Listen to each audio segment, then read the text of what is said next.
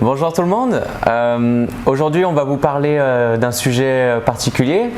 C'est l'enterrement de vie de garçon et l'enterrement de vie de jeune fille.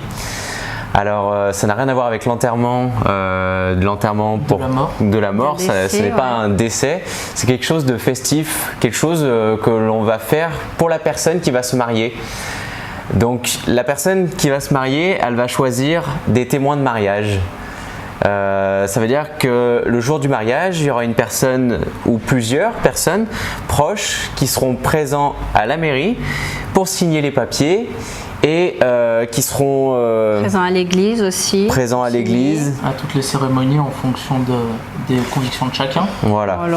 Donc le marié ou la mariée va choisir des personnes très proches d'elle et pour être présent le jour du mariage pour dire qu'elle était présente et qu'elle y a assisté. Ça peut être des amis, de la famille, ça peut être, Ouais, ça peut être. Exactement. Des frères, des sœurs, cousins, amis. Et ces témoins, ils sont chargés du coup d'organiser l'enterrement de vie de jeune fille ou de jeune garçon. Exactement. Donc le marié ou la mariée va pas être toujours prévenu en avance. Généralement, la personne n'est pas prévenue en avance. Et le but, ça va être de rassembler les amis ou la famille la plus proche. Généralement, c'est pour un garçon, c'est que des garçons. Pour une fille, c'est que des filles. Et ça va être un week-end par exemple.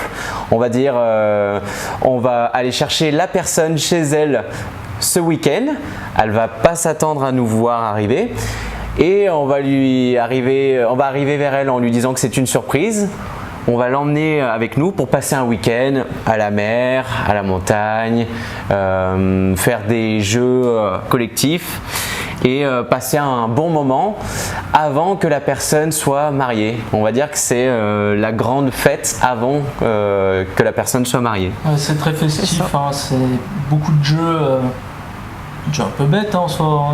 Ça peut être des jeux très bêtes. C'est très drôle et c'est vraiment un moment très convivial entre tous les amis de la personne qui va se marier. Donc que ce soit fille ou garçon, c'est vraiment très convivial.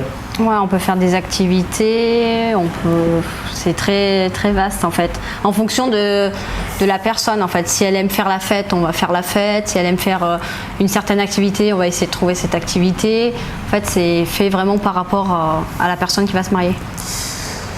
L'idée, c'est vraiment de le faire avant le mariage. Il faut que ce soit prévu quand même avant le mariage. Mais généralement, le mariage chez nous, ça s'organise au moins un an avant la date. Et puis, c'est déjà pas mal. Ouais, grave. Merci pour votre écoute. Merci.